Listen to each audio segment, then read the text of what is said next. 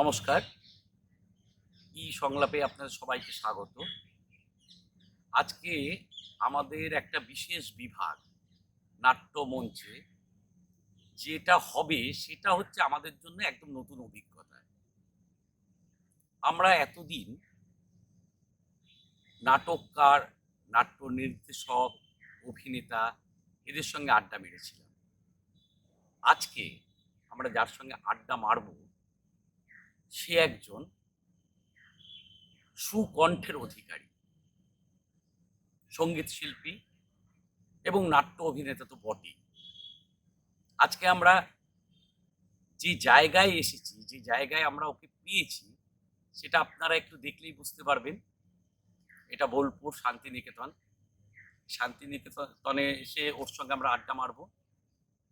তো আমাদের অতিথি আজকে ধ্রুব মুখার্জি। ধ্রুব, নমস্কার। সংলাপের পক্ষ থেকে তোমাকে স্বাগত। আমি তুমিই বলছি, তুমি ছোট, অনেক ছোট। আচ্ছা, তো আজকে আমাদের আনন্দের দিন এই কারণেই বলছি যে নাটকে আমরা মূলত যা করে এসেছি এতদিন, তাতে নাটকের সব বিভাগ ছিল, এবং আমরা রাজু ধরের ইন্টারভিউ নিয়েছি, ও নেপথ্য শিল্পী, আলোক শিল্পী, কিন্তু আমরা গায়ক শিল্পী পাই। আজকে আমরা তোমাকে পেলাম।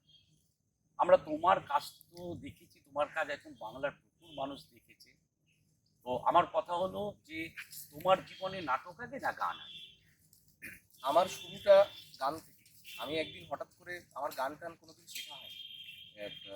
আমি একদিন হঠাৎ করে শুরুটা করেছিলাম গাইতে গাইতে গাইতে গাইতে। যে গানগুলো শুনতাম সেই গানগুলোই সুর মেলানোর চেষ্টা করে দেখলাম যে কিছু কিছু সুর মিলছে। তো বুঝতে পারলাম যে গানটা, গান আছে কিনা জানি না, বুঝতে পারছিলাম যে কিছু একটা মিলছে। এবং তারপরে একটু বড় হলে বুঝতে পারলাম যে আমার আর কি বাড়িতে সবাই আর কি গানের লোকজন প্রচুর। আমার জেঠু গান করতেন একসময়, নিয়মিত আকাশবাণীতে অনুষ্ঠান করেছেন, আমার মা করেছেন, পিসিরা করেছেন, বাবা ছাড়া প্রায় সবাই করেছেন। তো আমি বুঝতে পারলাম যে সেই জায়গাটা হয়তো কোনো না কোনোভাবে ভেতরে রয়ে গেছে। তো এই জায়গাটাকে নিয়ে করতে শুরু করলাম, গান করতে শুরু করলাম। গান গুনগুন গুনগুন করতে করতে দেখলাম যে লাগছে, যা শুনছি ওইটা গাইতে পারছি। আমি নতুন করে কিছু করতে পারছি না, কিন্তু যেটা শুনছি ওটা গাইতে পারছি। এইভাবে আমার শুরু। গল্পটা অনেক লম্বা এবং গল্পটা অনেক বোরিং এবং অনেক টিডিয়াস। সেই জন্য মানে যদি স্কিপ করে যাই তাহলে, গানটা একসময় শুরু হয়েছিল বেশ ভালোভাবেই, একটা সময় বুঝতে পারলাম গানটা হচ্ছে খুবই খুবই ছড়ানো, একদমই গোছানো নয়, ছিটকে যাওয়া টাইপের গান হচ্ছে, খুব জোরে গাইছি, এরকম কিছু একটা হচ্ছে।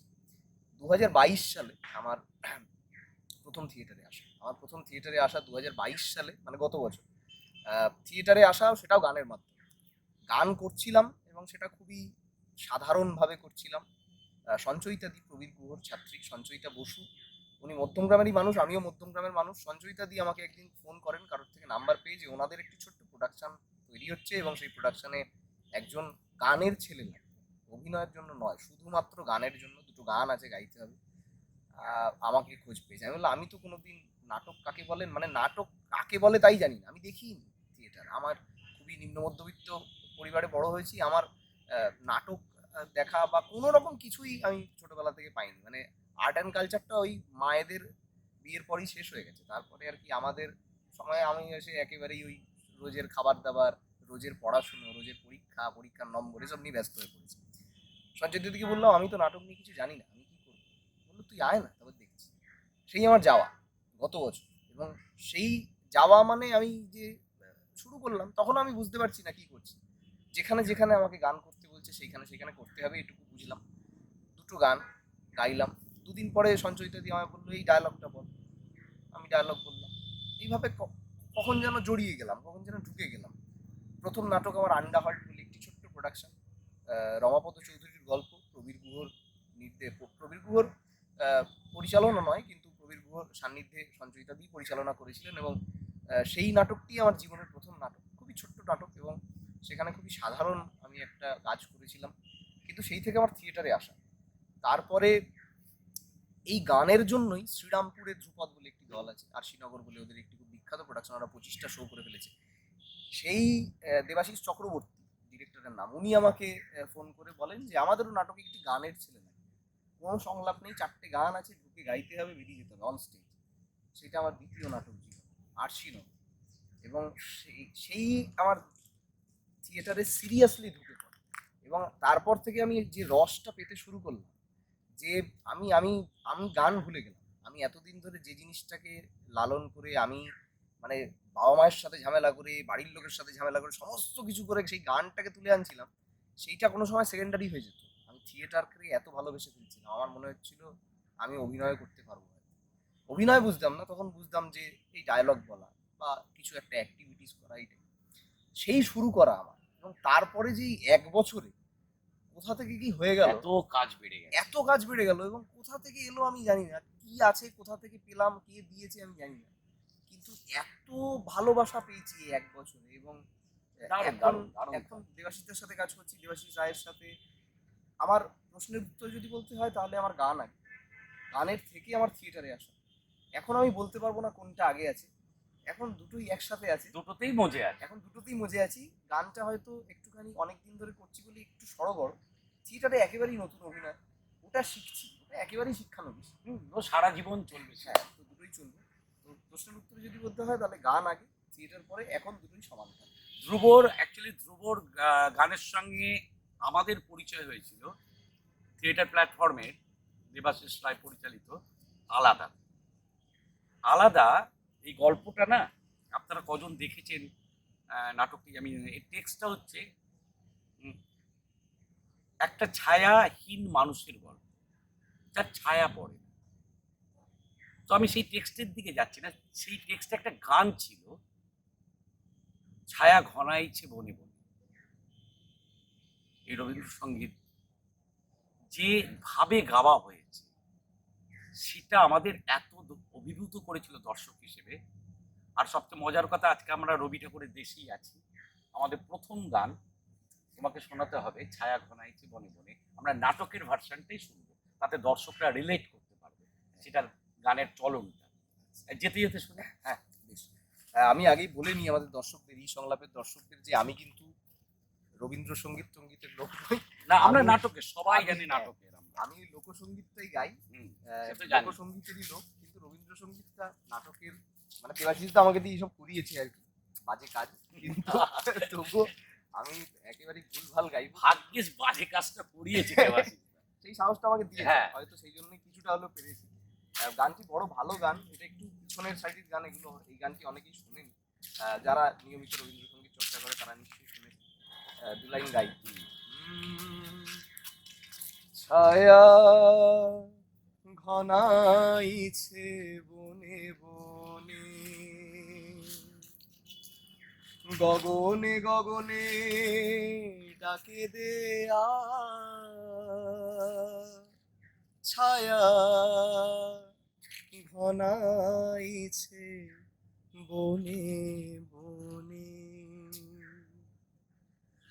কবে নব ঘন বরিশনে, গোপনে গোপনে এলি কেয়া, ছায়া ঘনাইছে বনে বনে। যে মধু হৃদয়ে ছিল মাখা, কাটাতে কি ভয়ে দিলি ঢাকা, বুঝিলি যার অভিসারে, মনে মনে দেখা হলো তারে, বুঝিলি যার অভিসারে, মনে মনে দেখা হলো তারে, আড়ালে আড়ালে দেয়া নেয়া, আপনায় লুকায়ে দেয়া নেয়া, ছায়া ঘনাইছে বনে বনে, গগনে গগনে ডাকে দেয়া, ছায়া ঘনাইছে বনে বনে। কেমন লেগেছে বলবেন কমেন্টে। হ্যাঁ, আমার কেমন লেগেছে তো অসাধারণ। এবার বলো, তুমি তো মূলত পল্লী পল্লী গানে চর্চা লোকগান, করেছো, লোকগান, পল্লী পল্লী গান। হ্যাঁ, তো এটা চর্চা কিভাবে শুরু হলো, বা তোমার কোনো গুরু ছিলেন যেখানে চর্চা হয়েছে, না পুরোটাই নিজে? পুরোটা নিজে বললে মিথ্যা কথা বলা হবে। আমার গুরু ছিলেন, আমার অনেক গুরু আছেন যাদেরকে দেখে শুনে আমি শুনে শুনে চুরি করে তাদের থেকে শিখেছি। হয়তো তারা জানেন না তারা আমার গুরু, কিন্তু আমি জানি তারা আমার গুরু। মানে একলব্য। একলব্য বলা যায়। এবং সেখান থেকে মানে আমি জানি না কি করে শুরু হলো, এবং একটা সময় গিয়ে আমি বুঝতে পারলাম যে সমস্ত রকম গান গাওয়ার পরে যে সমস্ত গান আমার জন্য নয়, আমার গলার জন্য নয়, বা সেই গানটার করতে যে প্রপার চর্চা দরকার সেটা আমার নেই। কিন্তু লোকগান যখন আমি গাইছি সেটারও চর্চা আমার নেই, সেটারও শিক্ষা আমার নেই। কিন্তু যখন আমি লোকগান গাইছি আমি আমার ভেতর থেকে গাইছি। আমার মনে হচ্ছে হ্যাঁ এটা আমি ভালোবেসে গাইছি, এটা আমি মন থেকে গাইছি, এটা আমার। এটা আমার, এটা আমার খুব ভালো লাগছে করতে। অন্য গানগুলো হয়তো আমার খালি কনসাস হয়ে রয়েছি যে সুর লাগছে তো, এই নড়ে গেল না তো, এই ওই সেই। এই গানটা করতে আমার মনে হচ্ছে না, আমি খুব আনন্দে গাইছি। আমার মনে হচ্ছে আমি আমার কাছে পুরো একটা সাদা পাতা খোলা ক্যানভাস, আমি যা খুশি করতে পারি, আমি তাই করছি, যা ইচ্ছা তাই। এবং সেইভাবেই মানুষ, এবং প্রচুর এরকম মানুষজন আছে যারা আমাকে দিনের পর দিন উৎসাহ দিয়ে গেছে, যারা আমার বাজে গান শুনেও তারা বলে গেছে ভাই তোর হবে। আমার পরিবারের লোকজন কিছু আছে, আমার বন্ধু বান্ধবরা, তারা গান কিচ্ছু বোঝে না, কিন্তু তারা আমাকে হয়তো ভালোবাসতো, বা তারা কিছু একটা হয়তো শুনেছিল, শুনে বলেছিল ভাই তোর হবে, করে যায়। এবং ওই উৎসাহটা আমাকে দিনের পর দিন আমাকে এমন একটা র্যাডিক্যালিজম আমার মধ্যে চলে এসেছে যে আমি করবোই। এবং সেই লোকগীতিটাই আমি তারপরে আস্তে আস্তে বেছে নেওয়া। বাকি গানগুলো থেকে বেরিয়ে আসা বলবো না, সবই শোনা, গান তৈরি করার জন্য সবই শুনি, এখনো শুনি। কিন্তু গাওয়ার বেলায় মন থেকে অনুষ্ঠান করি, এখন অনুষ্ঠানের জন্য যা যা গাই পুরোটাই লোকগানের অনুষ্ঠান, এবং লোকগানের ধারাটাকেই বজায় রেখে। আসলে কি জানো তো, এই যে মানুষ পছন্দ করে, আমার মনে হয় সবকিছু, যদি না দর্শক বলো বা শ্রোতা বলো, যে কোনো ফিল্মে আমরা কেউ তো একদম একাডেমিক ভাবে কোয়ালিফাই করে কেউ দর্শক হয় না, না। শ্রোতাও হয় না। না। এখন ধরো রবীন্দ্রসঙ্গীত আমার ভালো লাগে, আর ভালো লাগে মনে হয় আমার সঙ্গীত শিক্ষা জিরো, তাহলে ভালো লাগে কোথায়, প্রশ্নটা এটা। একদম বা পল্লী গান আমার ভালো লাগে, কেন ভালো লাগে, এই কেনটা তো অনুভূতি। একদম সুতরাং মানে আমি কিছুই জানি না, কিন্তু অথচ তোমার গান আমাকে টানছে, তাহলে এই টানা শব্দটা যখন বলে, এই টানাটা ব্যাকরণ হয়, দেখো টানাটা টানাই কেন টানে। লজিক। হ্যাঁ, সুতরাং দর্শক শ্রোতা হিসেবে তারা যে ভীষণ এডুকেটেড হবার পর তোমার দর্শক বা শ্রোতা হবে তাই না, তোমার যারা চারিপাশে ছিল, একটা তোমার গান তাদের কোথাও না কোথাও টানতো, ওই টানতো বলেই তোমাকে সাপোর্ট করে। এবং তারা খুব শিল্পী মহল না, তারা সমজদার না, আমরা কেউ সমজদার নই, কিন্তু আমাদের টানি। যেভাবে আমি তোমার যেটুকু গান শুনেছি পল্লী গান, আমাকে ভীষণ টানি, মানে খুব মাটির গন্ধ। আর আমরা এসছিও একদম লাল মাটির জায়গায়। শুরু করে দেওয়া একদম একদম তোমার পছন্দ মতন এটা, এই শো আজকে আমাদের খুব আনন্দের এপিসোড। মানে সত্যি বলছি, কারণ এই এপিসোডে আমাদের ভাবনা চিন্তা নেই। না, তুমি গান গাইবে, আমরা শুনবো, ভাবনা, আপনারাও শুনুন। বেশি ভাবনা হ্যাঁ। চিন্তা করে আমার মনে হয় বেশি সাজানো গোছানো জিনিস ভালো হয় না, একদম। ছড়ানো জিনিস আমার এই গান শুরু হতো ওরকমই ভাবে। তো লোকগান শুনতে চেয়েছেন দাদা, এবার লোকগানের ব্যাপারটা হলো, লোকগান অনেক লোকগান আছে। আমি যে গানটাকে আমার অত্যন্ত কাছের গান মনে করি, এই গানটি আমি আলাদার ওয়ার্কশপে তৃতীয় বা চতুর্থ দিনে দেবাশিস দা আমাকে জিজ্ঞাসা করলেন কে কে গান গাইতে পারিস। আমি বললাম দাদা আমি পারি। তো বললে একটা গান শোন, তো আমি এই গানটা শুনিয়েছিলাম। পরবর্তীতে ওয়ার্কশপ শেষ হয়ে যাওয়ার দুদিন আগে বলেছিল নাটকে একটি বিয়ের সিকোয়েন্স রাখা হবে এবং সেইখানে একটা গান লাগবে। তো আমি বলেছিলাম বিয়ের সিকোয়েন্স কি গান, আমিও ভাবছি যে তুই সেই দিন আমাকে যে গানটা শুনিয়েছিলি সেই গানটা শোনাতে পারিস একবার। তো ধামাইল গান বিয়েরই গান। ধামাইল গান আগেকার দিনে হাততালি দিয়ে দিয়ে বিয়ে বাড়িতে গাওয়া হতো। তো আমি ওই গানটি শোনাই এবং দেবাশিসটা শুনে আমার চোখের দিকে তাকিয়ে বললে এই গানটি নাটকে থাকবে, এটা তুই গাইবি, এটা নাটকে থাকবে। এবং সেই গানটা নাটকে আছে আলাদা। আমরা শুনি গানটা, আমার বড় প্রিয় গান, সাত্যকীদার গলায় শোনা, সদানন্দ গোসাইয়ের সাত্যকীদার গলায়। সাত্যকীদার আমি গানের ঈশ্বর মনে করি, আমি শুনে শুনে ওনাকে শুনেই সমস্তটা যা পেয়েছি। এবং সাত্যকীদার গলায় গান, এবং এই গানটি সদানন্দ গোসাইয়ের পদ, সেই সুরে বলছে গৌরাঙ্গের যে সুন্দর রূপ, সেই রূপকে বর্ণনা করছে, গৌরাঙ্গের যে বিগ্রহ, সেই বিগ্রহকে চান করাচ্ছে, পরিষ্কার করছে তার ভক্ত, এবং সেই কথা বলছে, কথাটাকেই সুরে বলা আর কি।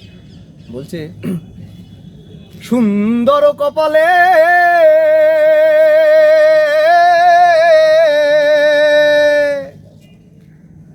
সুন্দর তিলক গো,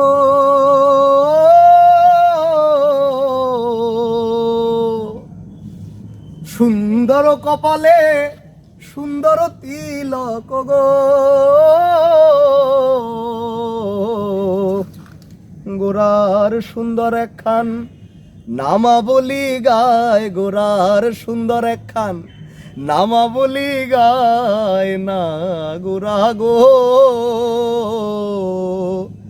আমার সুন্দর গৌরাঙ্গরায়। সুরধ্বনির কিনারায় সোনার নূপুর রাঙা পায়ে নাচে না গরি গো সুন্দর গৌরাঙ্গরায়, ওই আমার সুন্দর গৌরাঙ্গরায়, সুন্দর গৌরাঙ্গরায় নাগরী গো সুন্দর গৌরাঙ্গরায়।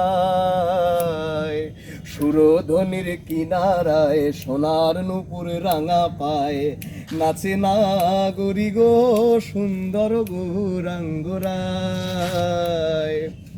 সুন্দর নয়নে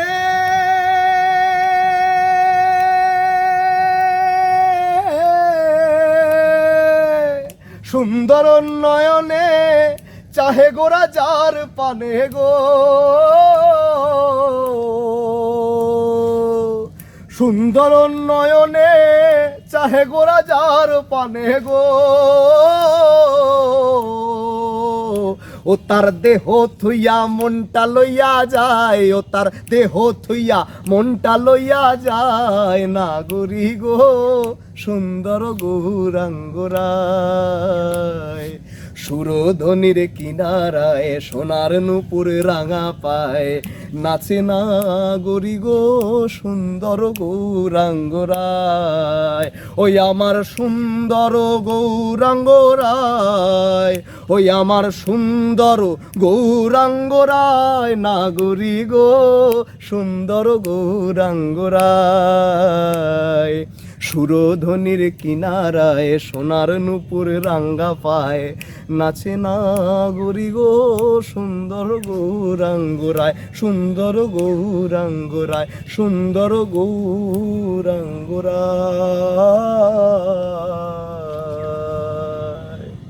জয় গুরু। কেমন লাগলো আপনাদের?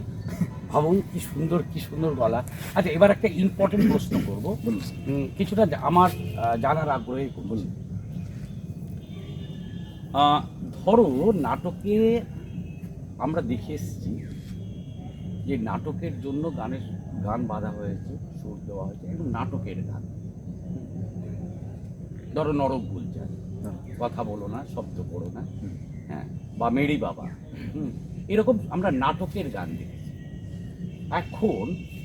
এখন যে পুরো বদলে গেছে, আমি বদলের কথা বলছি, কিন্তু তোমাদের বিভিন্ন প্রোডাকশন যেটুকু আমি দেখেছি তাতে দেখছি যে নাটকে সেটা তো করাই হচ্ছে, তাছাড়াও অনেক সিনেমার গান ঢুকছে ব্যাকগ্রাউন্ড স্কোর হিসেবে, বা নাট্য মুহূর্ত তৈরি করবে, হ্যাঁ, বা আলাদা করে নাটকের যত না গানের সুর হচ্ছে বা গান তৈরি হচ্ছে, তার চেয়ে বেশি অন্য গানকে এখানে ব্যবহার করা হচ্ছে।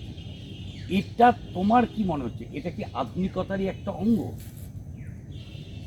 মানে গুরুজনেরা নাক শিটকাচ্ছেন না তো?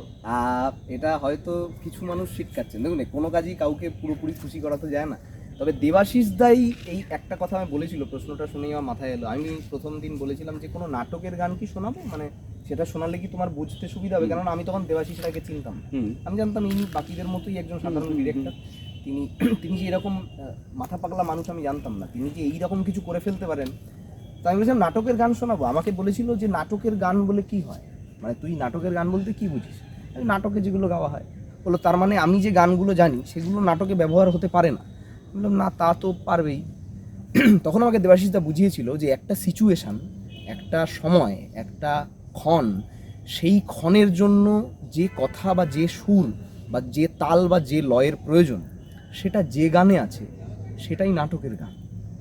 যখন আমরা আলাদা, আপনি দেখেছেন, আপনার বুঝতে সুবিধা হবে, যখন ওই ছুরি ওকে মেরেছে, ওর পাড়ার লোকেরা, ওর রক্ত বেরোচ্ছে পা দিয়ে, পিছন ভিজে গেছে, ওর প্যান্ট ভিজে লাল হয়ে গেছে, ও ডায়লগ বলছে যে যখন একজন সবার থেকে আলাদা হয়ে যায় তখন পাবলিক তার জিনা হারাম করে দেয়।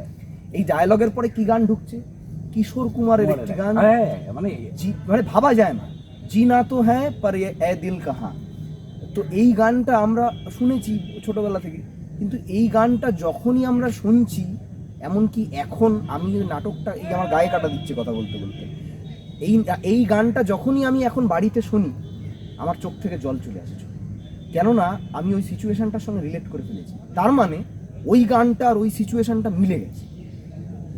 নাটকের গান, তাহলে ওটা তখন নাটকের গান হয়ে গেছে। কিশোর কুমার যখন গেয়েছিলেন উনি কখনোই ভাবেননি এটা নাটকের গান।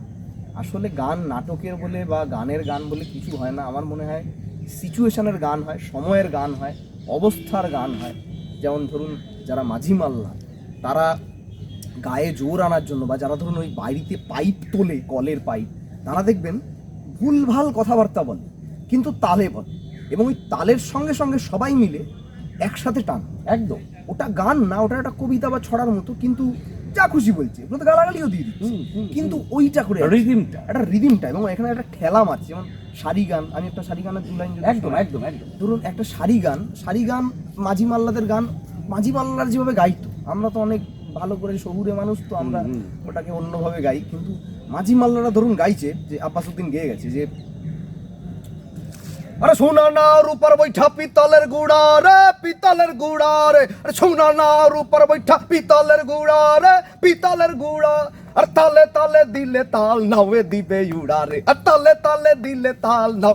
মানে ওই যে খেলাগুলো দিচ্ছে, ওই সময় যতজন দাঁড় বাইছে তারা সবাই একসাথে বৈঠা টানছে, তাতেই নৌকোটা এগোচ্ছে। একদম ওরা ওটা গানের জন্য করছে না, ওরা ওটা করছে ওই নৌকোটাকে এগিয়ে নিয়ে যাওয়ার জন্য। ওটা যদি সময় সময় একটা কিউ তৈরি করেছে, আমরা যেমন কিউ তৈরি করি যে এই কিউর পরে আমি গানে ঢুকবো, এই কিউর পরে এই ডায়লগ বলবো, ওরা একটা কিউ তৈরি করেছে কখন একসাথে আমরা দাঁড়টা। একদম লোকগান তো মানে বেসিক্যালি তাই, পেশা থেকে উঠে লোকগান মানেই এই আজকে সব পেশা থেকে, ধরো ছাদ পেটানোর গান, পেশা থেকে, মনসার গান, মাহুতের গান, বেহুলার গান, তারপরে বিয়ের গান, তারপরে কত আছে, মানে আমি কিছুই জানি না এইসবে, মানে কত ধারা আছে, ঝুমুর, হ্যাঁ, ভাটিয়ালি, শাড়ি, এই মাঝি মাল্লাদের গান, শাড়ি, ছাদ পেটানোর গান, চিন্তা করা যায়, এবং ওই রিদিম দিয়ে আমি ওই রিদিমে ওই তীর্থদার একটা ছাদ পেটানোর গান শুনেছিলাম। ও আমার চাঁদের কন্যা আন্ধার কইরা কই গেলিল, আন্ধার কইরা কই গেলিল, পাগল বানাই কই গেলিল, আন্ধার কইরা কই গেলিল, ওই তালে তালে ছাদ পেটাই, চিন্তা করা যায়। তো লোকগানের এইগুলোই আমাকে টানে। আমার মনে হয় বাকি সমস্ত গান তো মাথার উপর শিরোধার্য, কোনো অসুবিধা নেই, কিন্তু লোকগানে যে রস আমি পাই, যে টান আমি পাই, আমার মনে হয় আমি যখন এই যে ইন্টারভিউটা শুরু করেছিলাম, এই যে কথা বলা শুরু করেছিলাম, এখন আমি যতটা প্রাণবন্তভাবে কথা বলতে পারছি, আমার মনে হচ্ছে প্রথমে বলতে পারছি না। লোকগান আমাকে এটা দিয়েছে 2000, গান তোমাকে প্রাণ দেয়, গান আমাকে প্রাণ দেয়। আমি গান আমাকে সব কিছু, মানে আমার রাগ বার করার একটা জায়গা, আমার কষ্ট বার করার একটা জায়গা, আমার আনন্দ করার একটা জায়গা। আমি বাড়িতে আমার বাবা মায়ের মাথা খারাপ করি, আমার মা নজরুল গীতি গাইতেন দীর্ঘদিন, মানে রীতিমতো তিনি মানে রেডিওতে গান করেছেন।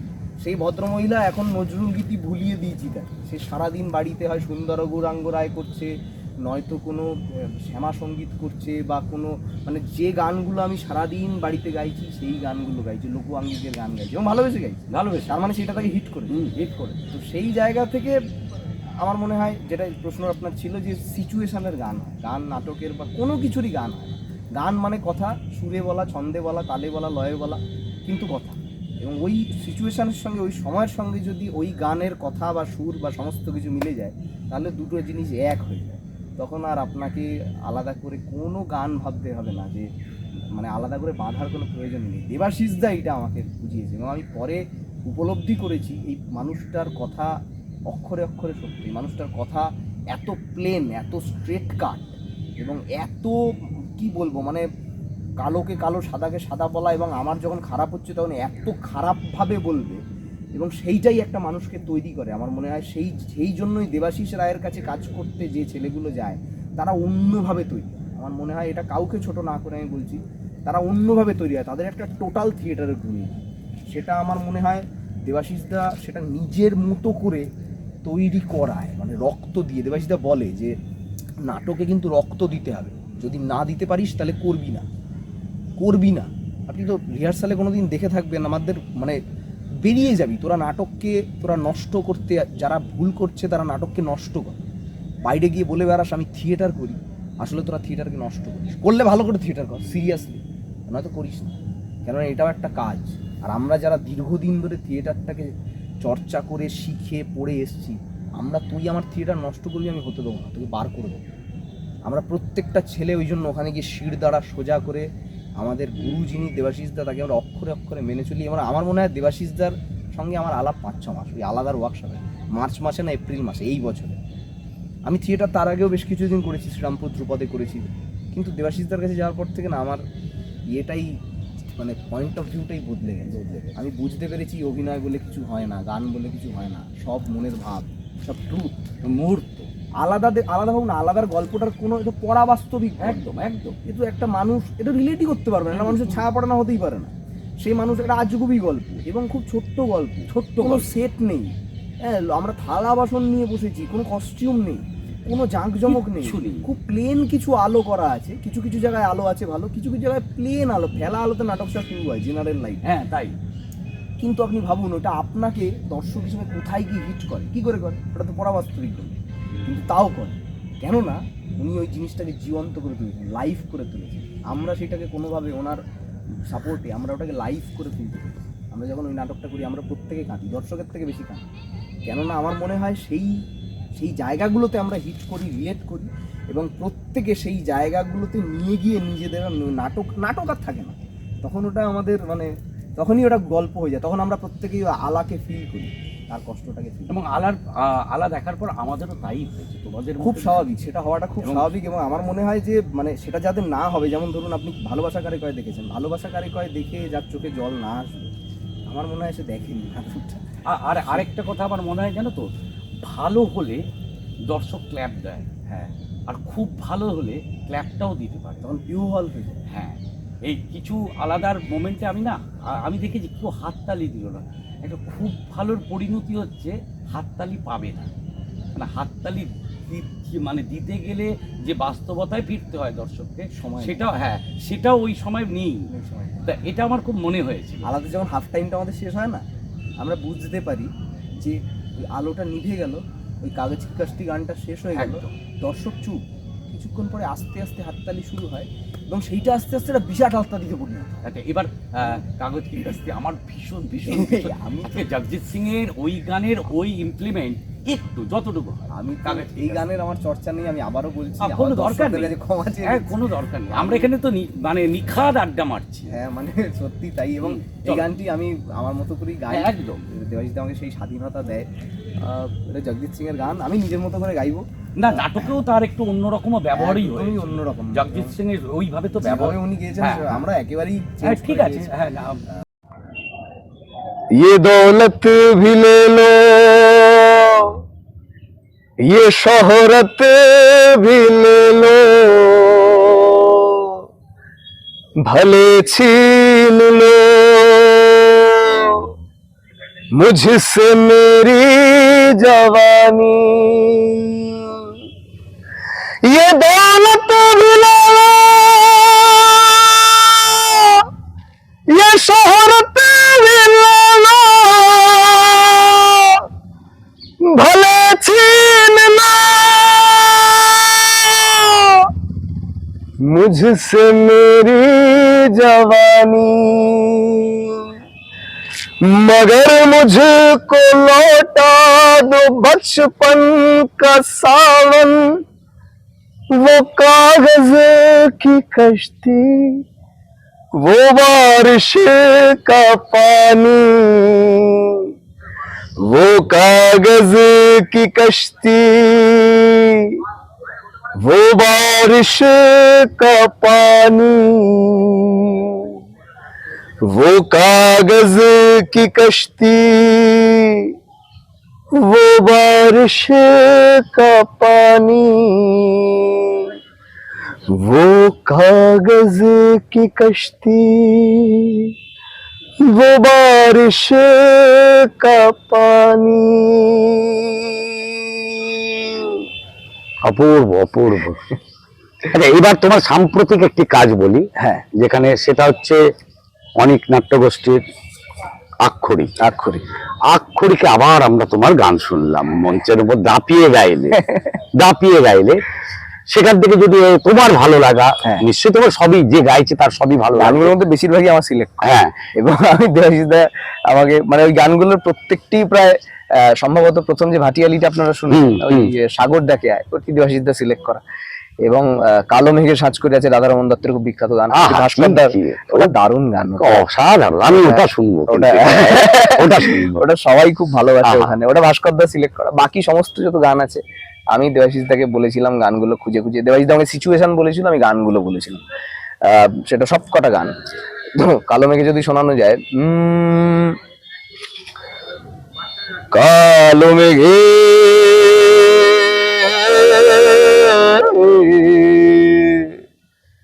সাজে কহিরাছে, পরাণ তো মানে না, ও তুমি সাবধানে চালাইও মাঝে, আমার নাও যেন ডুবে না।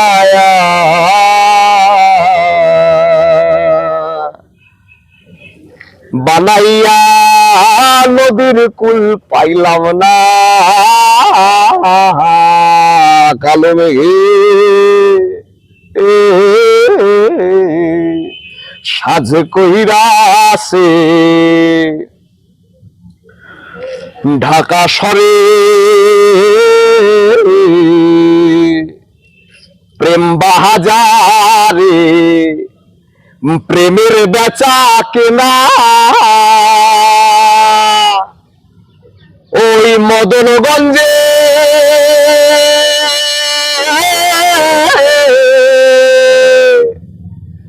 ওই মদনগঞ্জে মহাজন মারা,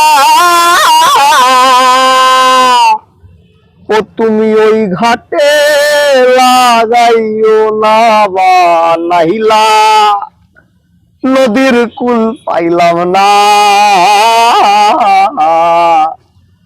কালো মেঘে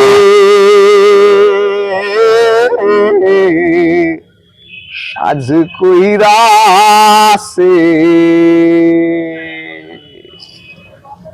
ওই খুব ভালো লাগলে না, কিছু বলা যায় না, সেই অপূর্ব। এই গাইতে আপনার ভালো লাগার থেকেও আমার মনে হয় রাধারমন দত্তের এই অপূর্ব সৃষ্টি, অসাধারণ, এই আমার গাইতে সবচেয়ে বেশি ভালো লাগে। দারুণ দারুণ এই অদ্ভুত গান, অদ্ভুত গান। এবার যেহেতু তুমি লোকগান গাও, লালনকে নিয়ে তোমার অনুভূতি কেমন? লালনকে নিয়ে আমি আমি যতটুকু জানি, আমি গুরু পাইনি, আমি গাইডেন্স পাইনি, আমি যতটুকু যা ওই পড়ে দেখে ইন্টারনেট বই এর থেকে যা শেখা আমার, লালন সাইকে ততটুকুই আমি চিনি। আমার মনে হয়েছে লালন সাই আজ থেকে প্রায় মানে 100 বছর আগে তিনি যে কথাগুলো বলে গেছেন, সেই কথাগুলো আজকের দিনে দাঁড়িয়ে বলার সাহস আমাদের নেই, যদিও সমাজ এগিয়ে গেছে বলে আমরা মনে করি, কিন্তু সেই সাহস আমাদের নেই যে লালন সাই যখন বলে গেছিলেন যে ধরুন, এটাও আমি একটি নাটকে গাই, লালন সাইয়ের খুব বিখ্যাত গান, সত্য কাজে কেউ নয় রাজি, বলি সত্য কাজে কেউ নয় রাজি, সবই দেখি তালালানা, সত্য কাজে কেউ নয় রাজি, সবই দেখি তালালানা, জাত গেল বলে এ কি আজব কারখানা, জাত গেল বলে এই কথা বলতে আজকে আমাদের অবস্থা খারাপ হয়ে যায়, কিন্তু আজ থেকে মানে কয়েকশো বছর আগে লালন সাইজি একজন, মনে করা হয় তিনি তো ধর্মান্ধ, তাকে তো ধর্মের আধারে আটকে রাখা যায়নি একদম, কিন্তু তার জাত যদি বলতেই হয় তাহলে তিনি মুসলিম ছিলেন। তিনি যে গানগুলি লিখে গেছেন, তিনি কৃষ্ণকে নিয়ে গান লিখে গেছেন, তিনি হিন্দুদের নিয়ে গান লিখে গেছেন, তিনি জাত নিয়ে এই কথা তখনকার দিনে বলে গেছিলেন, যখন পুলিশ টুলিশ এত সমস্যা, এত এত মানে অবস্থা তখন এর থেকে অনেক বেশি খারাপ ছিল।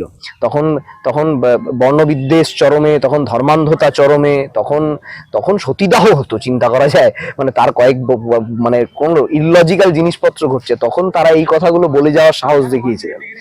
এবং ধরুন পরের লাইনে বলছে যে, এবং এই ওয়ার্ড গুলোকে আজকে আমরা গালাগালি বলে মনে করি, যেমন ধরুন এই যে বেশ্যা, আমরা গালাগালি। আপনি মানিক বন্দ্যোপাধ্যায়ের গল্পে পড়বেন মাগি কথাটির উল্লেখ আছে। মাগি বলতে আমরা গালাগালি বুঝি না, হ্যাঁ সেটা তো আছে, আমরা বানিয়ে নিয়েছি, হ্যাঁ এটা বানিয়ে নিয়েছি, এবং আমরা শুনে মনে হয় এ বাবা কি।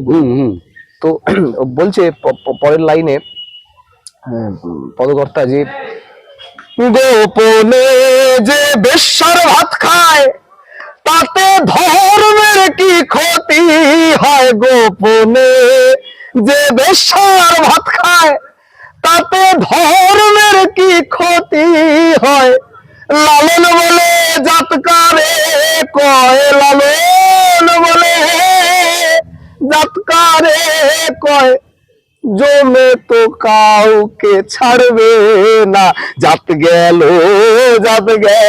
বলে এ কি আজব কারখানা, সত্য কাজে কেউ নয় রাজি, সত্য কাজে কেউ নয় রাজি, সবই দেখি তা না না না, জাত গেল বলে এ কি আজব কারখানা। লালনকে আমার চেনার দরকারই পড়ে না, কেননা লালনের যে গানগুলি আছে সেই গানগুলি যদি গাওয়া যায়, কথাগুলো যদি পড়া যায়, শোনা যায়, বোঝা যায়, তাহলেই লালনকে চেনা যায়। একদম একদম, তারা তো তাদের সৃষ্টির মধ্যে দিয়েই আছেন, আমরা প্রত্যেকেই তাই, আমার মনে হয়। একদম অনেক অনেক অনেক ধন্যবাদ তোমাকে এই সংলাপের পক্ষ থেকে। আজকের এপিসোড নিশ্চয়ই আপনাদের ভালো লাগবে, কেমন লাগবে আপনারা কমেন্টে জানাবেন, আমাদের সঙ্গে থাকবেন, এই সংলাপকে সাবস্ক্রাইব করবেন। আবার দেখা হবে, নমস্কার।